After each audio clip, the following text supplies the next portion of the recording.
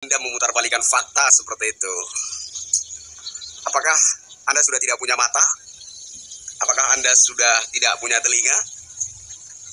Atau punya mata, punya telinga, tetapi Anda telah kehilangan akal sehat, sehingga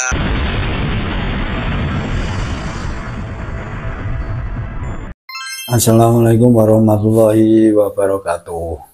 Di antara kita ini sepertinya melihat video klan Pahlawi dalam ceramah-ceramahnya yang mengklaim sejarah dari Nusantara, pahlawan-pahlawan kita.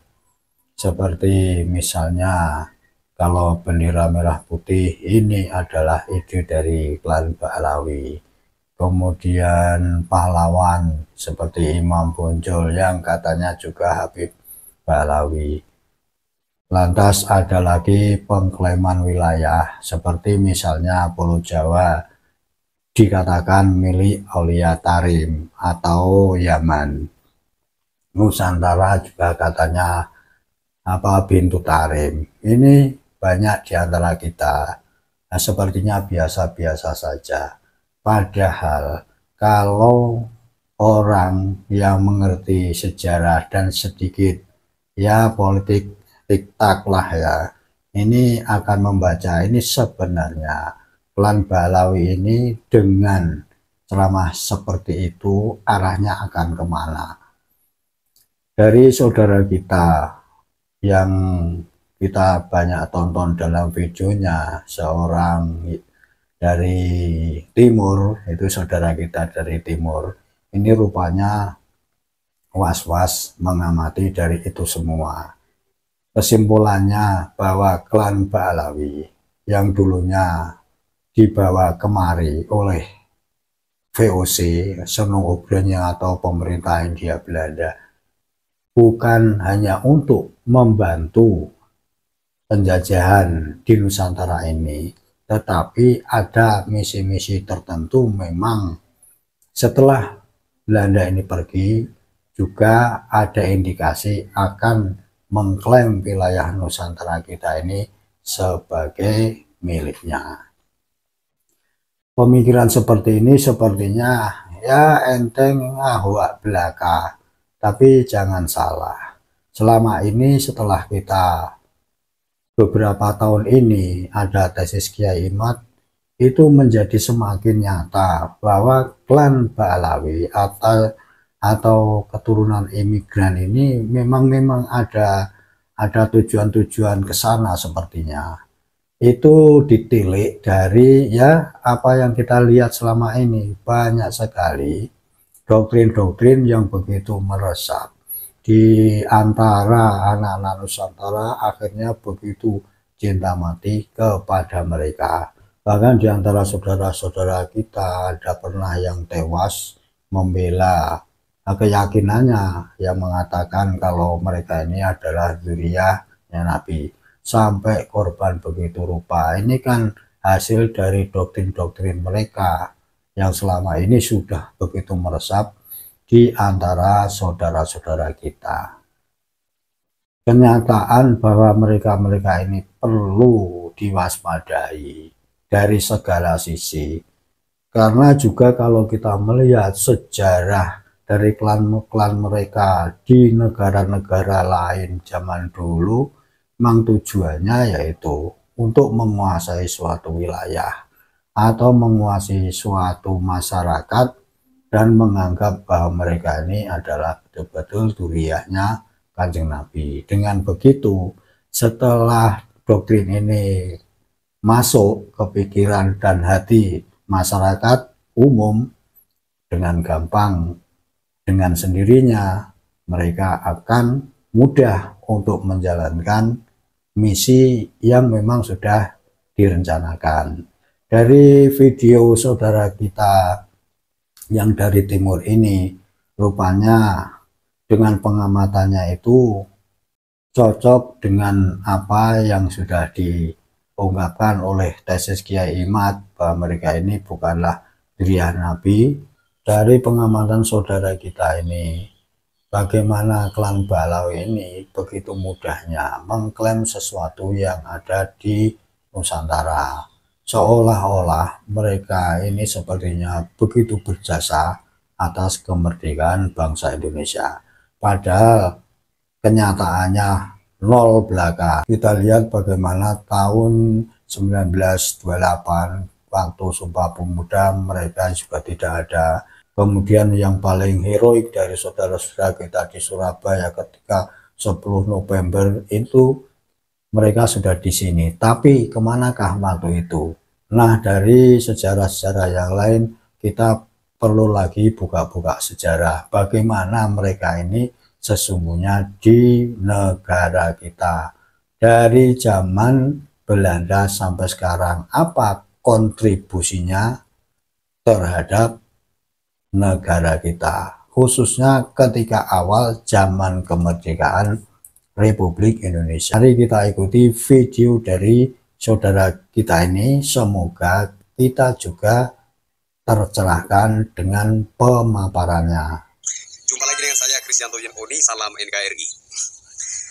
Saudaraku sebangsa setanah air, kemarin ada yang berkomentar di video saya, katanya konten saya itu konten hasutan dan pemecah belah begitu ya. Saya dalam hati, hei, kenapa tega-teganya Anda memutarbalikkan fakta seperti itu? Apakah Anda sudah tidak punya mata? Apakah Anda sudah tidak punya telinga? Atau punya mata, punya telinga, tetapi Anda telah kehilangan akal sehat, sehingga Anda tidak mampu lagi untuk berpikir secara jernih menggunakan logika. Apakah Anda tidak mengetahui bahwa bangsamu, negaramu telah diklaim oleh entitas penyandang gelar habaib? Apakah Anda tidak melihat lagu kebangsaan diklaim buatan Habib? Merah putih diklaim buatan Habib. STNK diklaim buatan Habib. Pulau Jawa diklaim milik Aulia Ta'rim.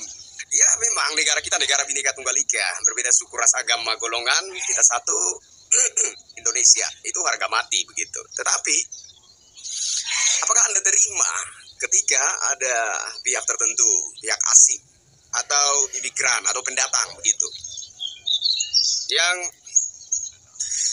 dalam narasinya, ceramahnya ya, membenturkan umat dengan negara, membenturkan umat dengan pemerintah, membenturkan umat dengan saudara-saudaranya sebangsa. Saya pikir kalau Anda masih memiliki logika yang sehat, semestinya itu yang Anda soroti, semestinya itu yang Anda pertanyakan, semestinya itu yang Anda koreksi. Bukan malah kita-kita yang mencoba untuk menunjukkan ada ketidakberesan. Ini yang kemudian Anda tuduh sebagai penghasut dan pengadu domba begitu. Ya, saya akui, saya pun manusia biasa seperti Anda semua. Yang tentu saja punya keterbatasan dalam pemikiran, pengetahuan. Ya. Saya punya keterbatasan. Dan saya welcome untuk dikoreksi. Saya welcome kalau ada kehilafan, kekeliruan dari apa yang saya sampaikan, dari penjelasan tertentu. Saya welcome untuk dikoreksi, silakan saudara mengoreksi saya. Tapi seperti yang saya katakan kemarin, bahwa yang saya bicarakan ini tidak sekedar opini isapan jempol. Karena ini menyangkut jati diri bangsa kita, jati diri bangsa Indonesia, jati diri Nusantara, jati diri kita.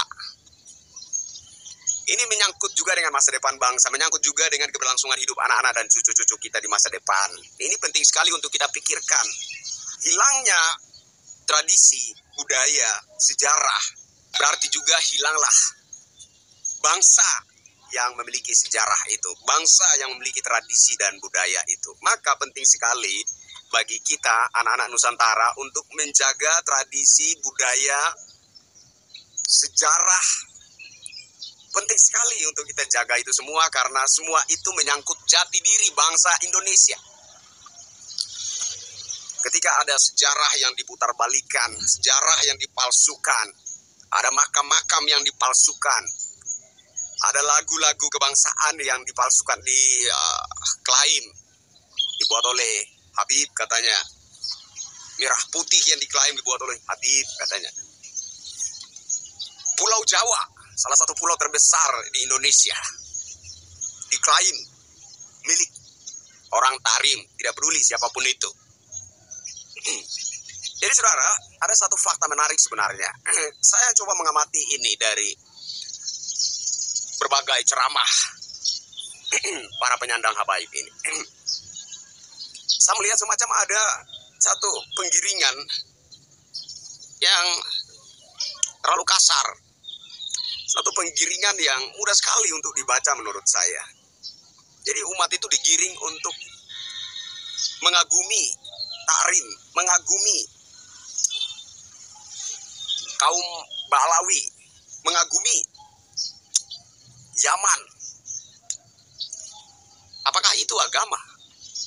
Menurut saya itu bukan soal agama. Itu bukan soal agama. Tapi yang sebenarnya adalah ada kaum tertentu yang ingin menggiring masyarakat untuk melihat bahwa suku mereka, bangsa mereka jauh lebih baik, jauh lebih mulia, lebih layak dikagumi dan dipuja-puji ketimbang bangsa kita, bangsa Indonesia. Itu bukan soal agama, tapi itu adalah sebuah kelicikan yang coba dibungkus menggunakan dalil-dalil agama. Mari kita bijaksana untuk memperhatikan ini. Sekali lagi saya ingin pertegas bahwa kita orang-orang Nusantara asli, kita bangsa Indonesia, bukan bangsa budak. Kita bangsa yang besar, bangsa yang punya sejarah luar biasa. Kita memiliki jati diri kita sendiri. Kita bukan bangsa budak, sekali lagi saya katakan, kita bukan bangsa budak. Jangan mau dianggap budak dan diperbudak oleh kaum imigran. Siapapun itu, demi apapun itu, atas nama apapun itu, jangan. Karena kita bukan bangsa budak. Kita bangsa yang merdeka, kita bangsa yang punya jati diri. Kita bangsa yang punya harkat dan martabat.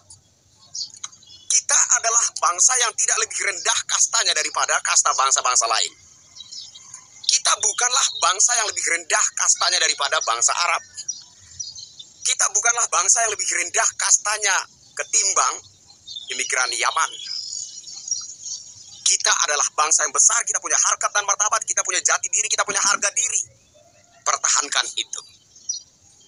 Jangan, sekali lagi, jangan mau menyandang mental budak untuk diperbudak oleh kaum tertentu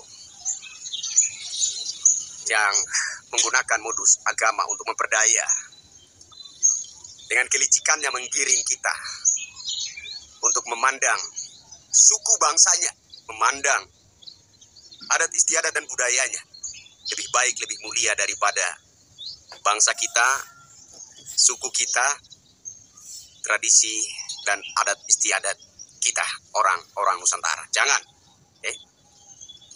Dulu pernah